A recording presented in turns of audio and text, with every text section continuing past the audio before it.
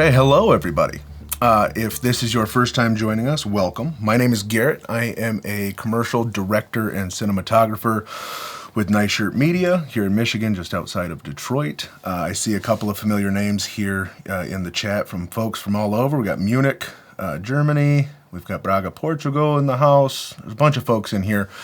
This is our next installment of the professional lighting series, where I will walk you through the way in which we light different scenarios that filmmakers oftentimes will find themselves in. Today, we are talking about how to light a narrative dialogue scene, something like a short film or a feature film, which is different than corporate commercial work.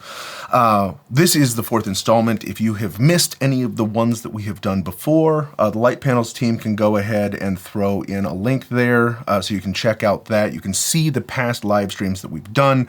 We've covered things from interview lighting to lighting bar scenes to nighttime scenes, car interiors. We're doing all sorts of stuff. So if you've missed any of those, you can check those out there. On that same landing page, you can also sign up for the next one, which is going to be in June. Next month, we're taking a break from this live stream series because Light Panels has a bunch of cool stuff that they're going to be working on and announcing and doing next month. So follow them on Instagram and YouTube and everywhere else so you can see the cool things that they've got going in May, and we will resume this in June. But for today, again, we are talking about how to light a narrative scene, a dialogue scene between multiple people. If by chance you have questions throughout this, there is a Q&A module here in the live stream. You can put questions in there. I will do my best throughout this to answer questions both during and then of course after. So if at any point in time you have questions, throw those in there or in the chat, and I will do my best to answer those questions as we move through this here. We got Puerto Rico in the house. Welcome. I'm super excited to be doing this with you guys. But before we can break down how to light a dialogue scene, we of course should probably look at that dialogue scene here. So let's take a gander. I'm Detective Freeman. I see you already met my partner here, Agent Clark. Please know that we're doing everything we can to find your wife. Mr. Copeland here believes that his wife has been kidnapped. So I already told this guy everything. My wife should be home by now. Did she mention anything about going anywhere after work? No, look, when I got home, the front door was left open, okay? And she was gone. Her cell phone and her purse are still here. Why would she leave without those? Come on, she probably forgot it. No, that doesn't make any sense. Okay, Mr. Copeland, we're here to help you, okay? So any information you can give us will help us find her quicker. Listen, does she have any friends, family? I don't know anybody that she may have gone with. No, she doesn't have any friends. She's always by herself. We found something!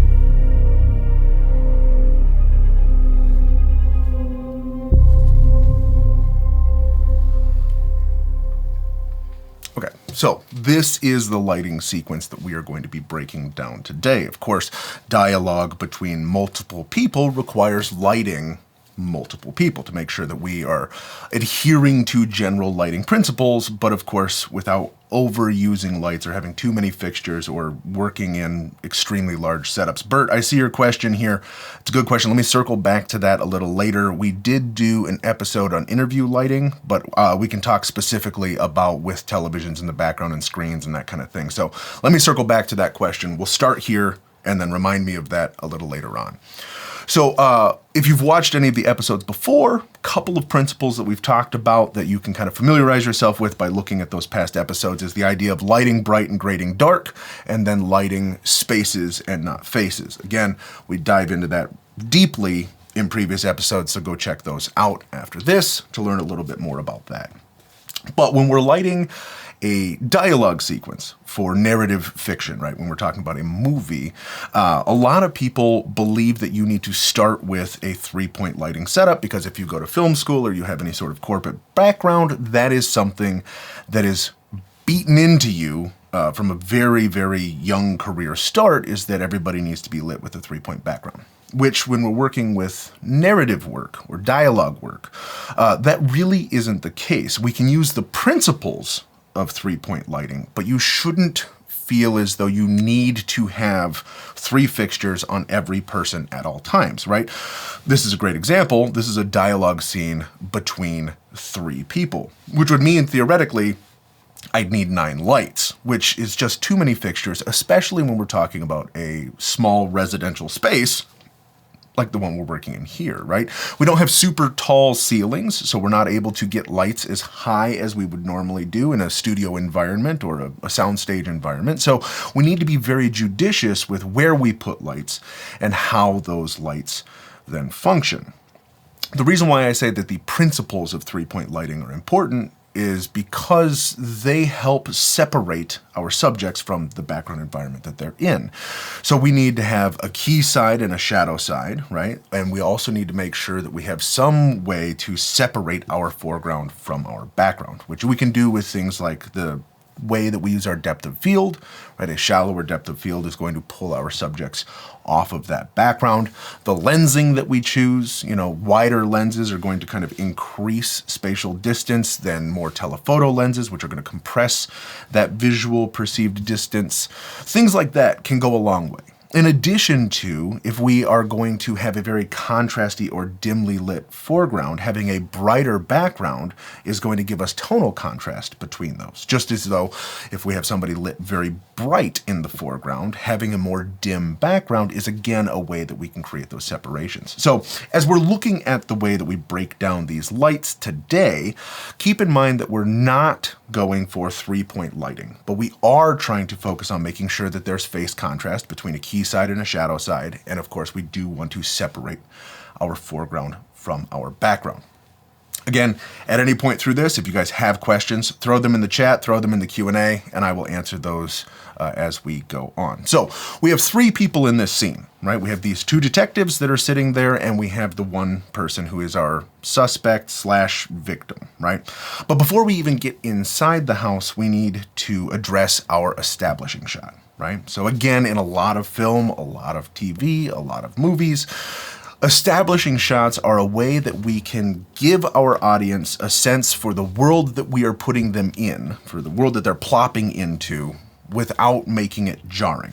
So in this case, we really only had one shot that would be considered our establishing shot, and that is our exterior, when the detective is first walking into the house past the police line tape.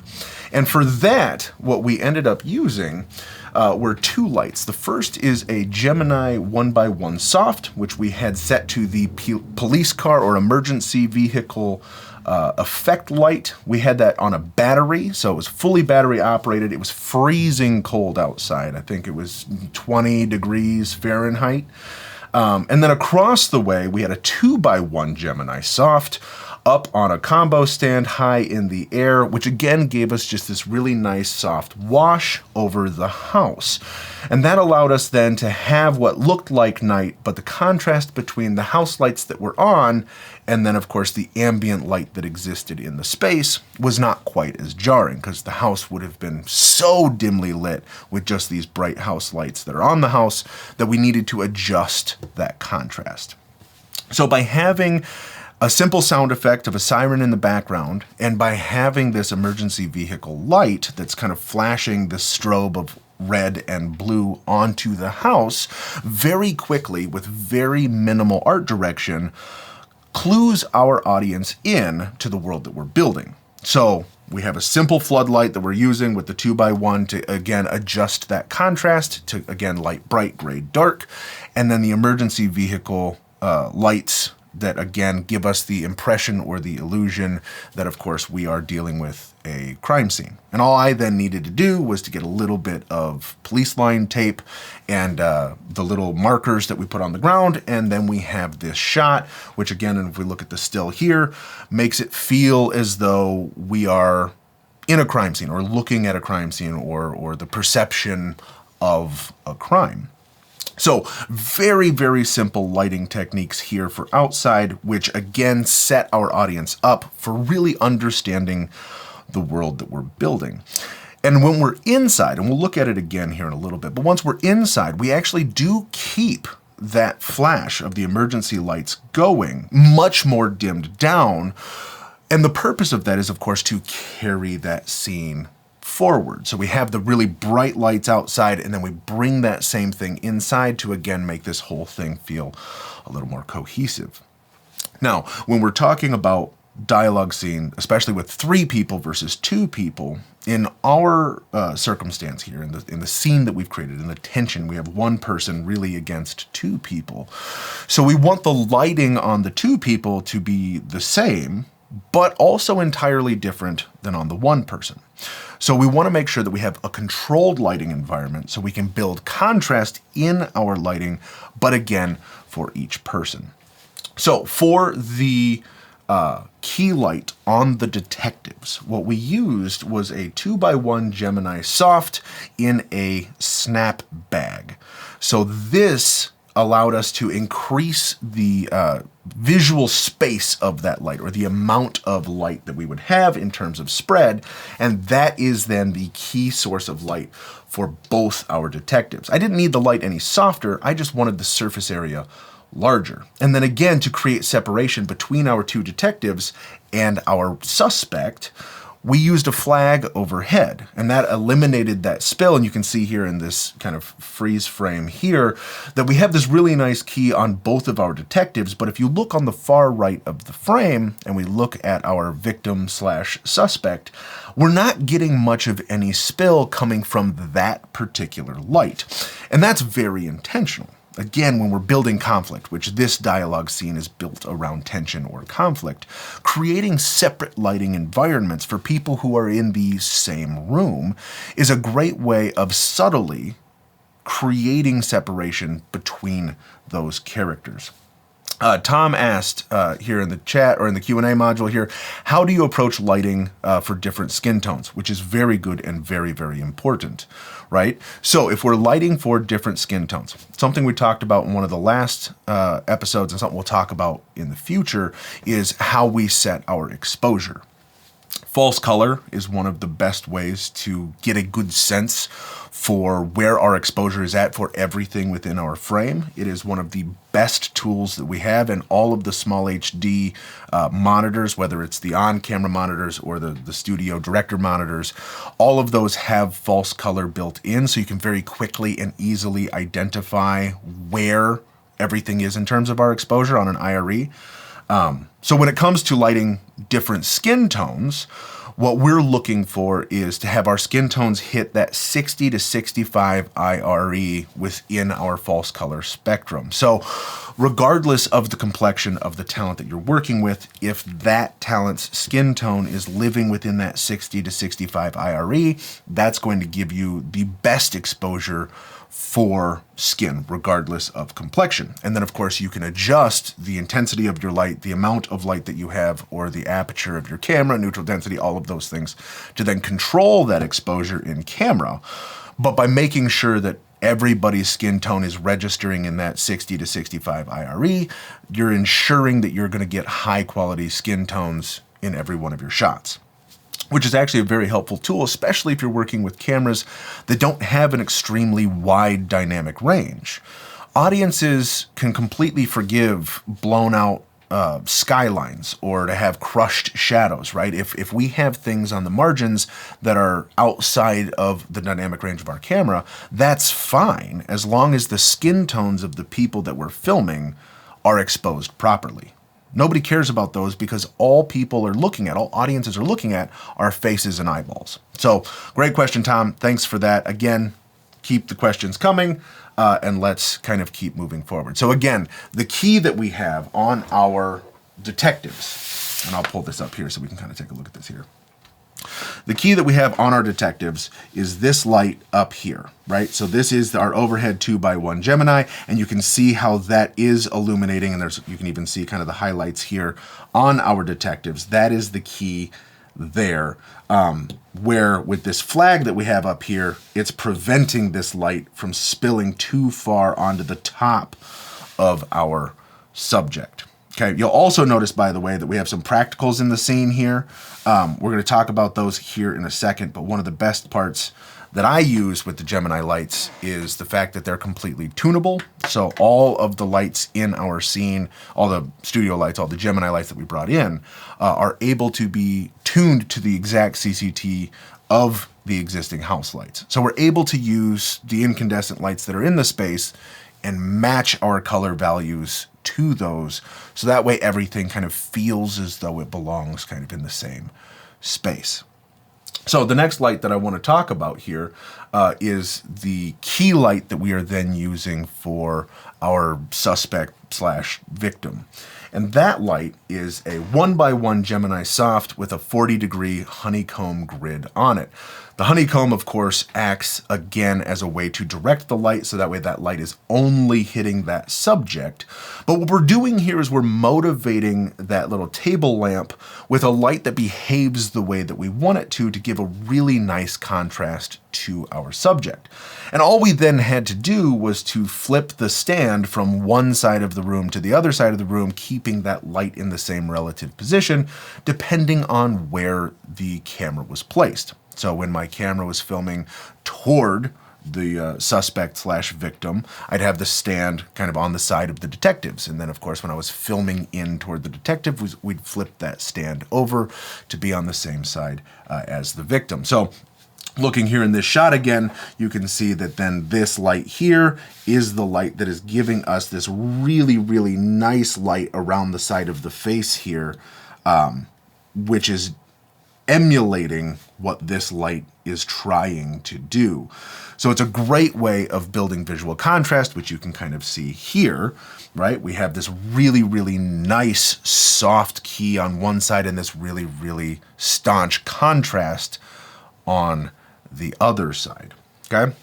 So now that we have kind of our two key lights set up, we used the environment that our subjects are in to help sell that background separation. Because again, we're not talking about three-point lighting. Three-point lighting is not really what's important. But for instance, if we look at this shot here, right, we are shooting on the shadow side, which you should always be shadow side when we're talking about contrasty lighting. Camera should be on the same side as the shadow, opposite the key, wherever possible. So we have this really nice soft key that's coming down here, and that's all coming from up here, which is from that 2x1 Gemini, and a little bit, especially in that catch light or that eye light on the side of the detective's pupil there, which is coming from that practical.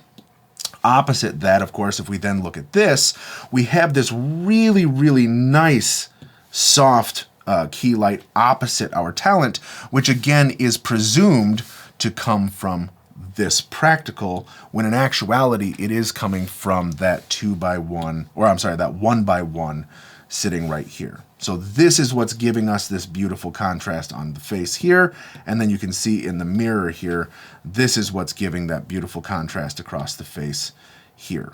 Now, something to note, of course, when you are filming with mirrors, mirrors are a way of extending a set visually, but also will duplicate or reflect the exact kind of light that you're putting into that scene. So wherever you have a mirror, you need to make sure that you understand the relationship between that mirror and your subjects and that mirror and your lighting fixtures, because there will be spill and there will be light that moves and bounces and reflects off of that mirror. So understanding how that works in a space is important. And then, of course, you can simply wedge or shim mirrors to kind of slightly change the angle or directions of them against a wall if it's giving you light in spaces that you don't necessarily want.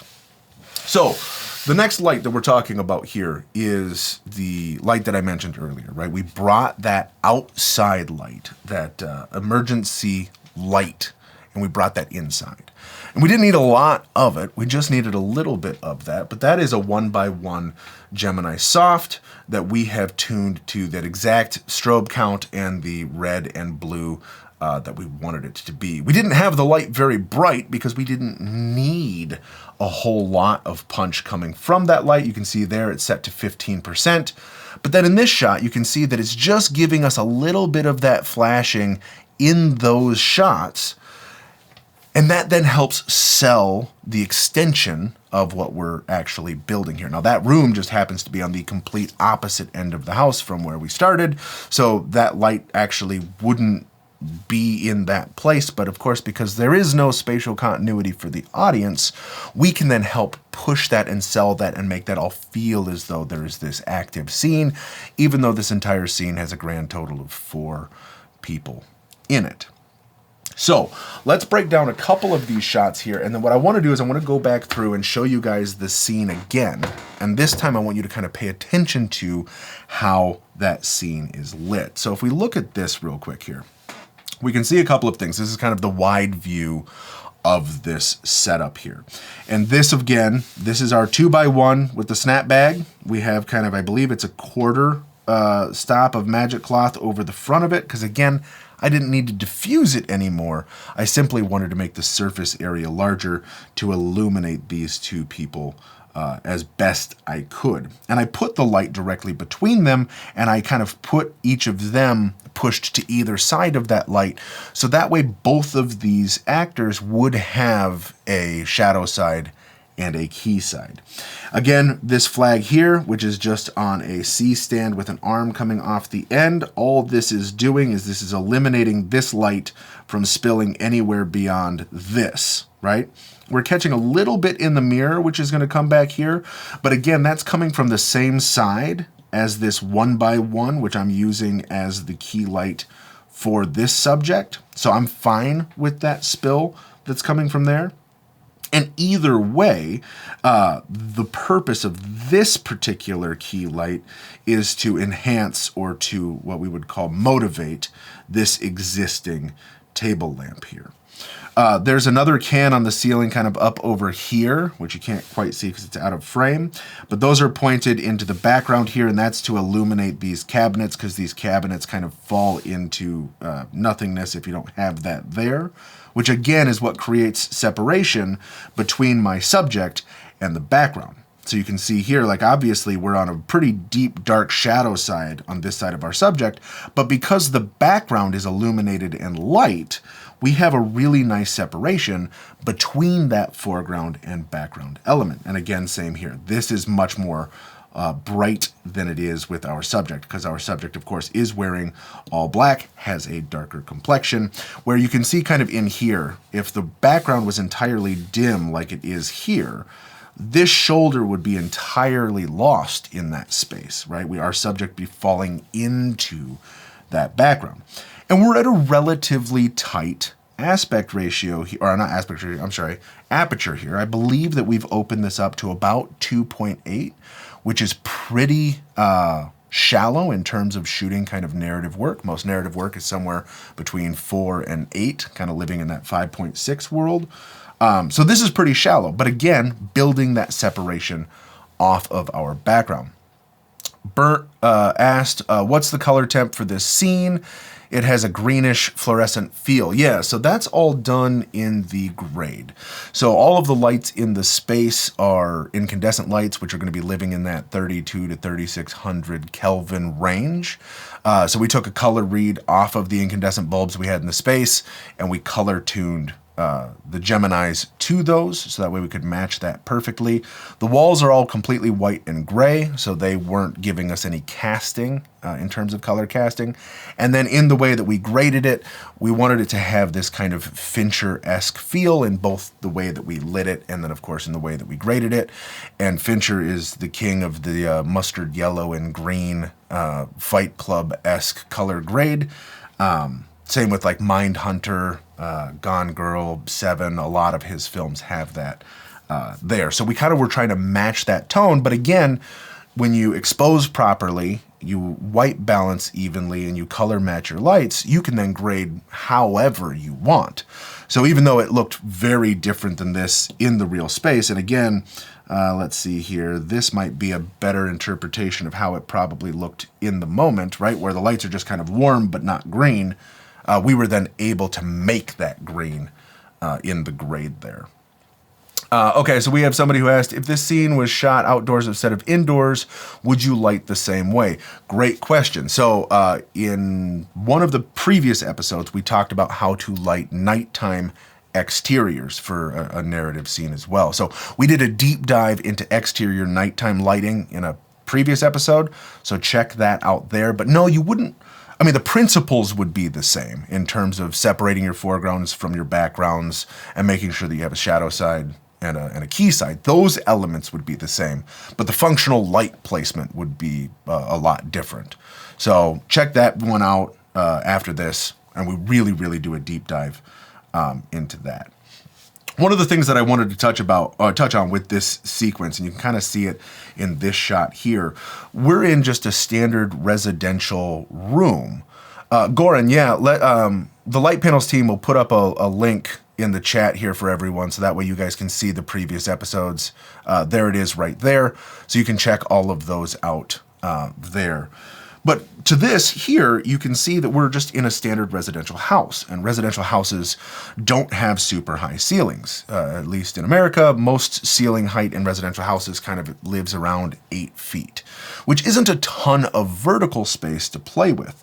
So one of the nice things about these Gemini fixtures is that they are so light, and you can see here, this is just a standard C stand, that I can take a stand, boom it out, and I can mount the 1x1 light directly on it and send it up as high as I want to really maximize the footprint of what I want. And the same is true, of course, with the 2x1, which you can kind of see here. This is up and over using a standard combo stand, right? So I don't need to have a mini menace or a menace arm or any of like the larger grip rigging to get a light up and over. A simple combo stand coming from the corner up and over is plenty to put a 2x1 up with that snap bag on it to get that lighting exactly where I want to go.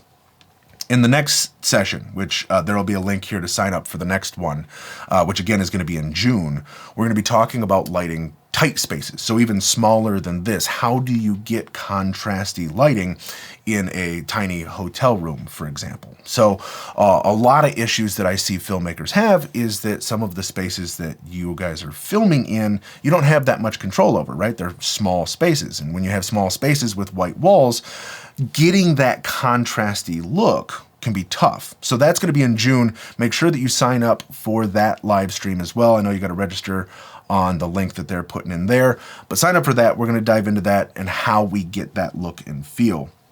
A couple of things in terms of the practicality of lighting here. Something I mentioned earlier that I kind of want to talk about is the idea of shooting on the or on the shadow side with the camera, right? So whenever we set our line, our 180-degree line within our scene, we really want to have the keys be on the far side. So you can see here, we are to the right, or camera right, of this talent, and the key light is coming in from the left. So we're on this side, and the key is on this side. And that is one of the ways that we can get this really nice contrast across the face. And you'll see this with kind of all of these shots here. Again, here we are camera left of our talent, and key is on camera right. And building this contrast from one side of the face to the other is a way that we can really build this dynamic contrasty lighting. And again, if we come here, same kind of thing. This is, again, we are favoring on camera left, key is on camera right.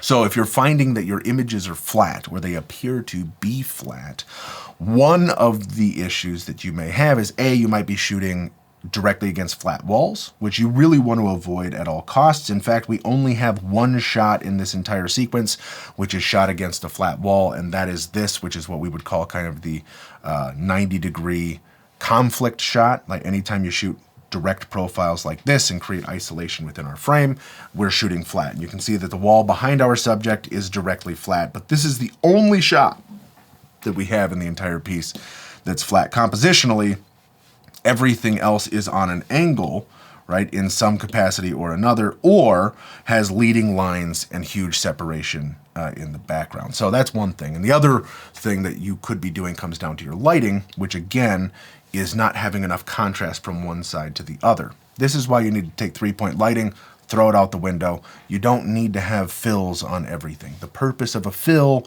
is to reduce unattractive shadows or to reduce unflattering shadows. We oftentimes, especially in narrative work, especially in film work, right? If you're short films or feature films, we want that contrast. We want that. So it's just as important to use fixtures like these Gemini lights to give us super bright, super accurate lights, to give us flexibility to light our scenes, as it is to use negative fill to pull light away or pull light off of our subjects, right? So if we go back to this here, we have, this is the room obviously, but where this picture is taken from is actually an adjoining room. So there is a completely empty wall on this third wall here that we're using. We turned off all of the lights in that space, except for, of course, that emergency light, which is what's giving us that strobing shine. And then because there was no wall there and we turned off all the lights so it was completely black on that side of the room, that then acted like a negative fill for us because, of course, there was nothing to bounce or reflect light back onto our subjects, which is how we got these really, really nice contrasty shots like this here, right? So we have a light source here. I have no fill coming back on this side, right? Which is why we have that really nice contrast. Same with this shot, right? My key is on this side over here, and I have nothing coming in this side, and that's because there is nothing there. We just have an empty space acting as a negative fill. You can use a lot of things to get negs.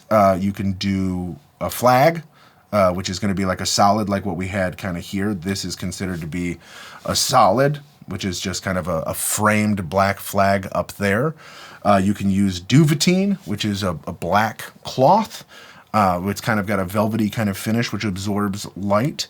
I mean, you could use something even as cheap as like a foam board that you would find at a craft store that's black and be able to use that in any way as well. So a lot of ways that you can pull light off. But in terms of how we get enough contrast, this is why lighting bright is so important. Even if you just have a camera that can shoot at any ISO, right? So a lot of the mirrorless cameras, especially the stuff coming out of Sony, can shoot at incredibly high ISOs. The issue isn't always with the camera sensitivity, it's really the behavior of light. Something I tell all of my film students is that whatever your budget is, always buy the brightest, most accurate light your budget can afford. Because the light, the more bright a scene can be lit, the more control you have over how that light then behaves. And everything in this scene was shot with the 1x1 and 2x1 softs. But like for instance here, this is the 1x1 hard that I have here. And this light is actually 5 times brighter than the 1x1 soft. So this light is even much more bright than the others. But anytime I want to modify the light, anytime I want to change the behavior of that light, I can adjust and tweak and change that because the behavior of the light is far more important than how sensitive your camera can be.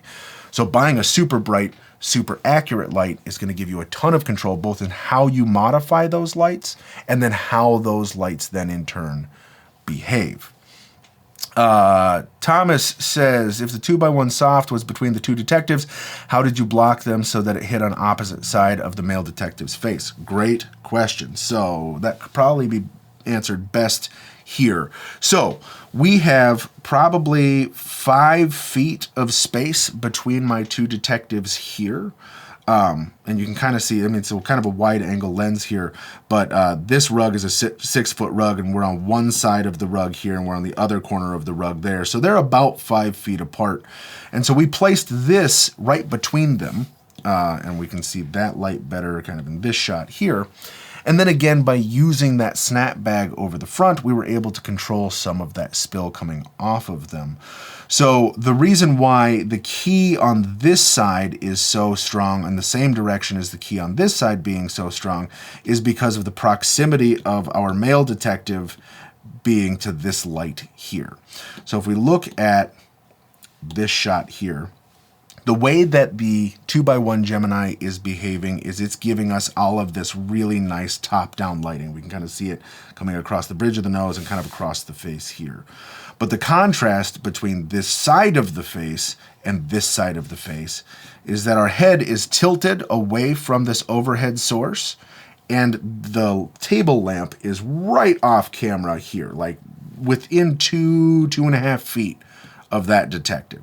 So that's why we're still able to maintain a key on this side, in addition to with my female detective also having the key be on that same side. The other thing to take into consideration when we're talking about this shot here is the fact that our overhead is being somewhat duplicated here from the lamp side of the table through this mirror. So while we're getting this top down from the 2x1, that 2x1 is also giving us more life through the mirror on that side, which is why we're getting kind of doubling down on the key side of our male detective, and then of course on our female detective. But getting to one of the questions earlier, which was talking about exposing for complexion, the female detective has a lighter complexion than the male detective. So when we're doing the singles, when we're shooting singles, right, one shot and the other shot, we're adjusting our exposure to making sure that that exposure works for both of them. So for our male talent, having him on the same side as our lighting fixtures and lighting sources allows us to have a brighter key beyond him than the female detective, who has a lighter complexion, being further away from those sources, but still able to get that to behave in the same way, right? So those are all things to consider when you're lighting, but that is an absolute great question. Okay, so if the practical wasn't there, you might augment that soft for him. Yes, 100%. If we did not have the practical in the space, right, to motivate that light, 100% we would need to adjust or skew our lighting setup to get that to behave the same way. By the way, practicals are a great way of building, as using as kind of like the foundational building blocks for a scene. So whenever I go into a space and I'm trying to figure out how to light that space, the first thing I do is I go into a space, turn everything off, because I want to then see how much light control I have in the space, because there are some things that we don't have a solution for, which may be like really high windows, sliding glass doors, those kind of things, which then just natural ambient light is going to be coming through. And so I need to account for that first. Once we have that, then we talk about house lights, right? Which would be can lights overhead. If you're in kind of a corporate office setting, any of the overhead kind of existing lighting that's in that space, I turn that on to then see how much of that I want or I don't want. Then you bring in practicals. You will never see more lamps in a space than you will in movies. One of the many things that you'll find is that like nobody in real life uses as many lamps as you will find in the set dressing of films and movies and TV. It just doesn't exist. But audiences don't question it because we can strategically place those practicals within our scenes in a way to then create the illusion of sources existing for the lighting setups that we're creating. So like there is no way that this little table lamp is going to be able to illuminate all three of these characters in the way that we have them lit. But because we have that table lamp and it is in the scenes and we're able to then see that, even if it's just peripherally, it then allows the audience to say, okay, that's why all of these people are lit this way or why they look this way, right? So those are all of the things that we need to very, very strategically place. And then once we have the source lights, we then have the house lights, and we then look at our practical lights. That's then where we come in with our studio lights, and we can then create the looks that we want. So quick recap here, and then we're going to watch that sequence again here. And this time, when you watch it, pay attention to the lighting. Pay attention to how it behaves within the space. So our 1x1 here, which is our key on this guy, has a 40-degree grid on it. That makes it a very, very tight beam angle. So this light really is only illuminating this space. Nothing else is really getting hit with that light. So, because of course I don't want this spilling onto these two here. Their key, of course, is here, which is what illuminates them. And we flag this off so that way it cuts this light off. So it's really only shining in kind of this direction here. Understanding that this mirror is going to replicate some of that. And we are going to get a little bit of backspill or spread coming from this area. But I don't really mind that, because of course that is where our practical exists, right? Which is this guy here. So by having this light and this light all kind of bringing light onto this subject is fine. We just didn't want this light to be casting light down onto our subject. And that's then how we're able to then build this kind of look here, which is this very dramatic side light, where on our detectives we have a much more kind of vertical wrap coming on our lights here. Okay, so another question here. How come you came to the idea of the perfect design? So for this lighting sequence, I mean, obviously we were very inspired by kind of David Fincher and the way that he goes through and lights things. So I kind of crafted the overall look just based on the fact that I knew I wanted it to be what we would call high contrast lighting. So we added a little bit of candles back in here. This was not an operational fireplace, so we couldn't light a fire in there. Otherwise I would have. But, you know, sometimes we get creative. So we put candles in here to give us a little bit, because this, of course, being a black fireplace, created kind of a visual pit here. But it's all subjective to the story. Anything and everything, and this is again something we talk about in the previous episode, so do go check those out. But everything in terms of how we choose how to light something, or how we choose how we set dress something, or any decision that we make as filmmakers, especially when we're talking about narrative work, always comes down to story. As a filmmaker, when people watch my project, I want them to feel fill in the blank. And whatever that is, whatever that emotion is, whatever that tone is that we're going for, all of our creative decision making should go through that sieve, right? That should be the deciding factor of how we choose to light this. If I didn't want this to feel like a David Fincher project, I would have lit this entirely differently, right? If we wanted to go with a Wes Anderson style lighting scenario, this would be completely incorrect for that tone, right? But we make those decisions solely based on how we want audiences to feel. So we're going to go through it and we're going to watch this again real quick. With this in mind, I want you to pay attention to the lighting. Notice how that is. Look at all of the different ways that we use lighting to craft the emotional layers of our filmmaking lasagna. And then from there, we'll open it up to Q&A and we'll talk a little bit more about how we go through some of the specifics on the fixtures themselves.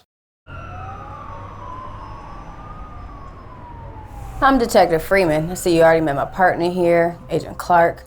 Please, know that we're doing everything we can to find your wife. Okay. Mr. Copeland here believes that his wife has been kidnapped. So I already told this guy everything. My wife should be home by now. Did she mention anything about going anywhere after work? No, look. When I got home, the front door was left open, okay? And she was gone. Her cell phone and her purse are still here. Why would she leave without those? Come on, she probably forgot it. No, that doesn't make any sense. Okay, Mr. Copeland, we're here to help you, okay? So any information you can give us will help us find her quicker. Listen, does she have any friends, family? I don't know anybody that she may have gone with? No, she doesn't have any friends. She's always by herself. We found something!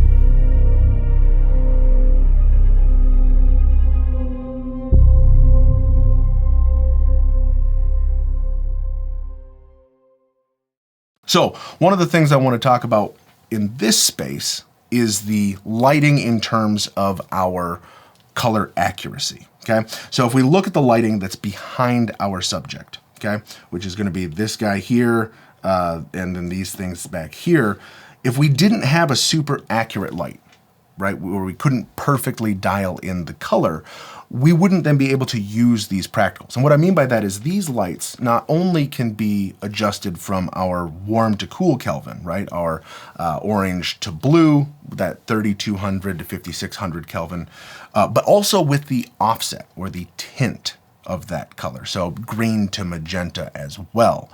So if I didn't have all of that, I then wouldn't be able to use all of these fixtures. But I kind of want to talk a little bit about how we used these and then how that then in turn affected our final setup.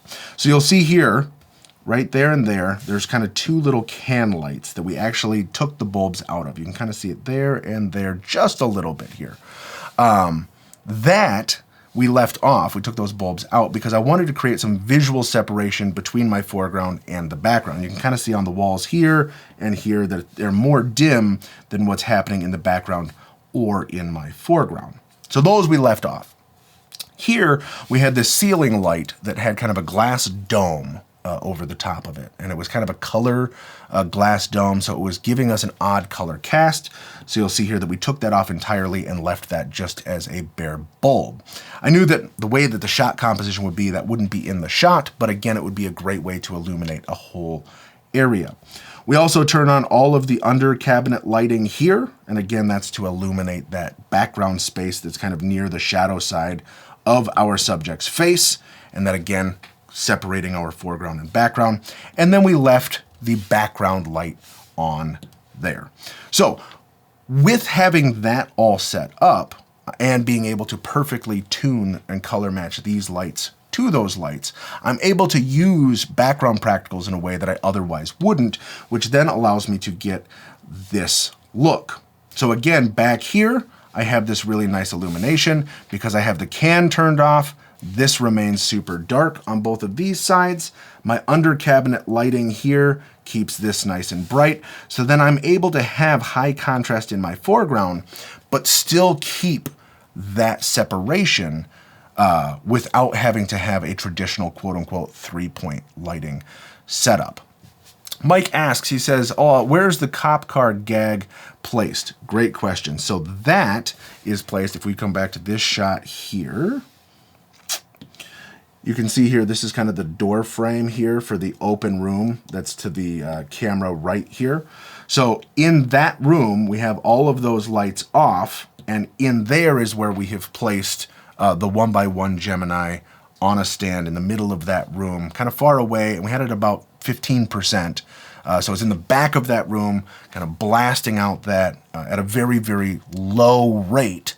And we wanted that to be on the shadow side of all three of our talent because, again, by having it so dim, we didn't want it to compete with the key, but you could then have it show up in the shadow. So the shadow side is then able to carry that emergency light gag because we just want a little bit to say, hey, we're in this environment where we have these emergency vehicles, and not so much that it's fighting for the attention of the audience because, again, a strobe is really, really tough for audiences for long viewing. Okay, here, let's go this. What color temp meter do you use to then tune the lights? Great question. So the way that there's a couple of color meters that you can use. There's a brand called Sekonic. Sekonic is kind of the industry standard spectrometer and light meter. The spectrometer is like the official word for a color meter. Sekonics can get expensive, especially if you're getting like a dual spectrometer and light meter. So I have a Sekonic light meter that I use for exposure, but for my color meter, I used one that I backed on Kickstarter years ago called a Lumu, L-U-M-U. And I believe that there's like a new version of it now, but it connects to an iPhone, so it uses the lightning connector on the bottom. It has an app, and it has both a light meter and a color meter on it. It's insanely accurate. I have worked with DPs that have standard spectrometers just because I'm curious, and we would take readings together, and it's always within 10 Kelvin of a Sekonic. So I'm able to dial in beautifully, perfectly colored light for relatively cheap. I believe that the Lumu is I think it's called the Lumu Power. And I believe that's like $200, maybe $300, where a Sekonic spectrometer is going to be about $1,600. So huge price difference between those. But that's the color meter that I use there. Mike says, thanks for answering. Gemini 1x1 has been the best gag setting and super controllable. All of these Gemini lights are unbelievably easy to use and super, super controllable. So I have a ball with them, regardless of whether I'm using it for constant power or effect power or, on demand. And they all have these modules in them too, which we haven't really used much in this series, but we can talk about, where you can get a series of dongle modules for them to where you can make them Bluetooth compatible. You can make them wirelessly DMX compatible. You can kind of really expand the ecosystem of how you use these lights with existing tech. So if you want to have wired DMX, wireless DMX, Bluetooth, all of that, you have all of that functionality built in. So they scale really, really well too. Gordon says, can you make a hard light on the LED panel? Yes. So again, different style fixtures give you different style light behavior. The 1x1 hard, as the name would imply, does give you a much more directional light in terms of the way that light behaves than a 1x1 soft.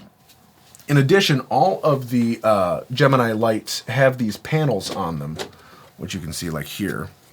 And these can give you different visual effects. So you can get different heaviness of diffusion with them.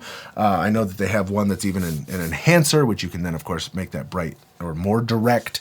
And then, of course, you can see here the panel array behind me here. This, of course, is going to give you the most direct and intense light, just because, of course, these are the bare diodes. So to answer your question, yes, this is going to give you a much more hard or directional light than you necessarily would get with the soft, with still having a lot of the benefits of it being a panel versus like a chip on board or a tube style LED. So are there any other comments, questions, concerns, things that you guys want to chat about? We're still working, by the way, on filming a bunch of these to kind of continue out the rest of the year. So if you do have ideas of things that you would like to see, follow me on Instagram. You can just go at Garrett Sammons on Instagram. That is a great place. That's where I'm most active online. So you can DM me if you have comments, questions, ideas moving forward, whether it's about this one or, again, you go back and you watch any of the other ones, or you have ideas for future ones. We do have a couple of really cool ones already planned for what's coming up, but I do want to be open to make sure that this series is tailored to things that you guys want to learn. So Instagram's a great place to find me there. You can also follow or subscribe to my YouTube channel, which is also youtube.com/Garrett Sammons. And there is a video on that channel talking about the cinematography of this scene. So we don't talk about lighting in that video, but we do talk about how and why and the application of setting up and filming a 3-person dialogue scene. So you can find that on YouTube as well. Mike says, what did you boom the 2x1 out with to get it that far? Looks like a combo, but what keeps the Gemini safe over the actors? Great question.